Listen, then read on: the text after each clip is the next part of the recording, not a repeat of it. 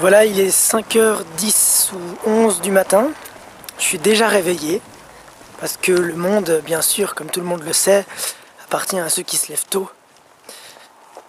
Non, en fait, je suis pas du tout déjà levé, j'ai même pas encore été dormir. Je fais partie de ces gens qui peuvent dormir quelques heures par nuit et qui s'en sortent très bien. Mais pourquoi je fais cette vidéo? Parce que le monde n'appartient pas du tout à ceux qui se lèvent tôt, en fait. Je vais vous révéler un secret un peu très bien gardé, on va dire. Le monde appartient à ceux qui sont heureux. Et en fait, la plupart du temps, les gens courent après un bonheur, alors qu'il est juste sous leur nez.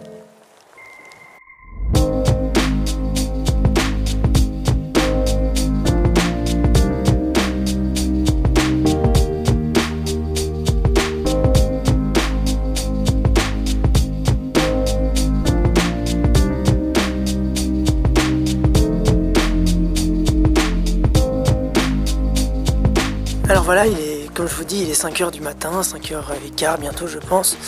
Je suis sorti de chez moi, j'ai pris ma caméra, c'est comme ça que je fonctionne, je prépare jamais une vidéo à l'avance. J'ai une idée qui me vient, puis je sors filmer. J'ai eu l'idée de faire cette vidéo parce que j'ai eu une discussion avec quelqu'un hier on va dire. En fait c'était il y a quelques heures, mais c'est hier quand même.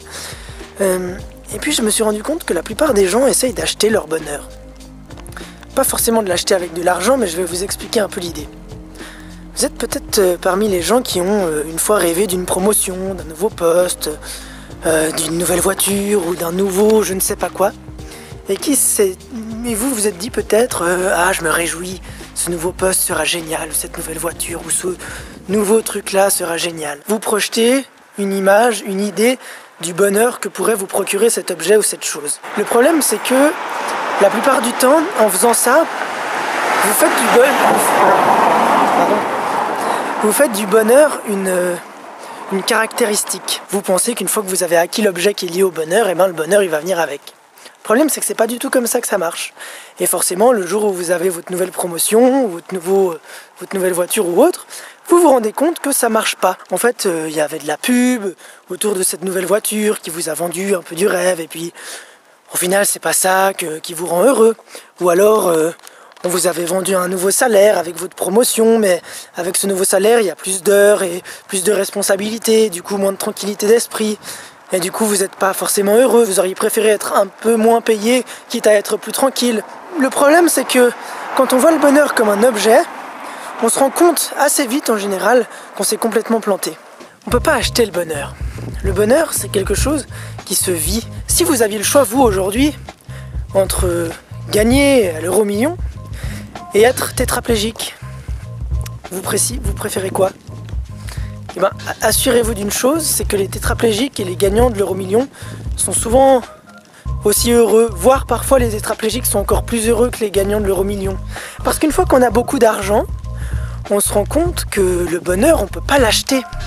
Parce que quand moi j'ai envie de me projeter quelque part, j'ai envie de vivre une belle expérience, le fait que je puisse me projeter dans cette expérience mentalement, l'anticiper, me réjouir, et puis après, comment on pourrait dire, savourer chaque étape de cette expérience, chaque minute, chaque aspect de cette expérience que je m'étais réjoui à l'avance de vivre, c'est ça qui va faire que je vais être heureux. Si par contre, je peux décider, parce que je suis riche, la veille au soir, que je vais partir le lendemain en Sardaigne, passer quelques jours, non seulement c'est hyper accessible, donc ça perd un peu en valeur, parce que peut-être, je sais pas moi, quelqu'un dont le rêve serait d'aller en Sardaigne, aurait économisé pendant des mois, se serait réjoui à l'avance et ne manquerait pas un seul instant de ses vacances en Sardaigne. Mais quelqu'un qui décide comme ça, qui a de l'argent, il va pas savourer de la même manière et c'est facilement compréhensible. Si j'aime le vin et qu'il y a une bouteille fantastique qui m'attire et que j'en ai une seule dans ma cave et que j'attends 20 ans l'occasion de mes rêves pour la boire, je vais la savourer énormément. Là où quelqu'un qui a une cave remplie de bouteilles exceptionnelles se rend compte au final que l'exceptionnel devient banal et que une bouteille qui serait exceptionnelle pour un amateur qui aurait attendu des années pour la boire serait un peu banale pour quelqu'un qui en boit tous les jours. Les gens qui sont heureux sont les gens qui se contentent de ce qu'ils ont. D'accord ? Il y a une phrase que j'aime beaucoup qui dit « Celui qui se contente de peu ne manque de rien ». C'est un peu ça en fait l'idée. Si vous vous contentez de peu, vous ne manquez jamais de rien. Donc l'astuce de cette vidéo, elle est toute simple, hein. Je m'excuse d'avoir un peu parlé pendant 2 heures du bonheur, mais c'est très important de comprendre que vous ne pouvez pas acheter le bonheur. Si vous vous focalisez sur ce que vous avez, non pas sur ce que vous désirez, vous vous recentrez sur vous et pas sur les autres. Vous vous recentrez sur vos besoins et pas sur ceux que la publicité veut vous faire croire. Vous vous recentrez sur votre écoute de vous-même, sur vos ressentis, sur vos valeurs, sur votre identité.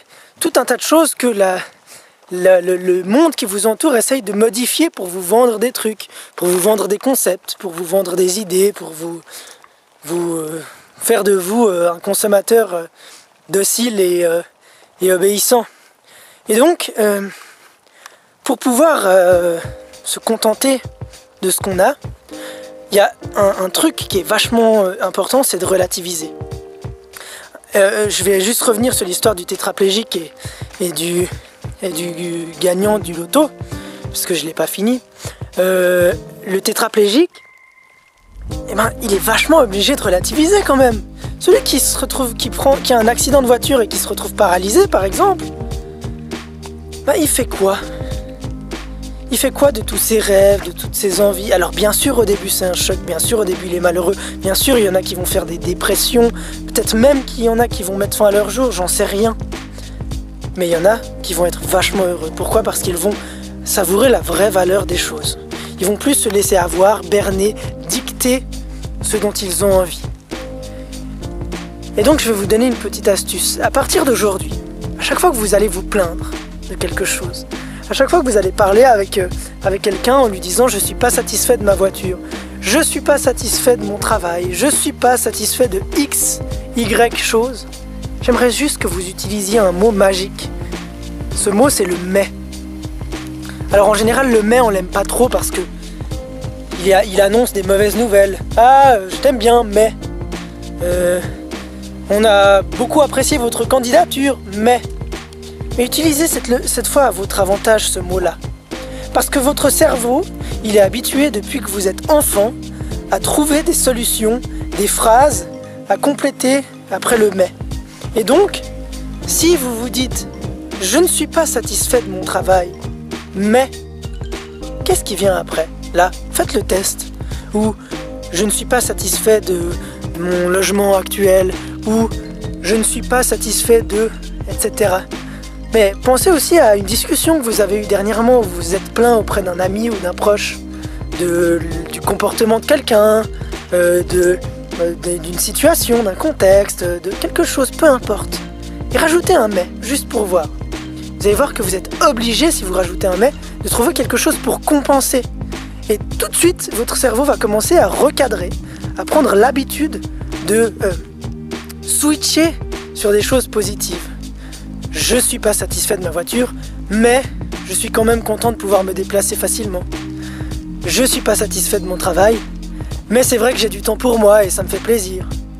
Etc. Et vous allez voir que si vous prenez cette habitude, vous le faites pendant, allez, on va dire 2-3 semaines, vous allez être énormément, et je vous assure, énormément plus heureux dans votre vie. Pourquoi? Parce que vous allez commencer à vous focaliser, non plus sur ce qui ne va pas, mais sur ce qui va. Vous n'allez plus voir les choses d'un œil négatif en vous disant « Ah ben tiens, il y a telle et telle lacune dans ma vie ». Vous allez voir les choses d'un œil positif en disant « Waouh, j'ai déjà tout ça ». Et c'est vachement intéressant comme approche. Donc voilà, prenez le temps de réfléchir aux différentes choses dont vous avez l'habitude de vous plaindre.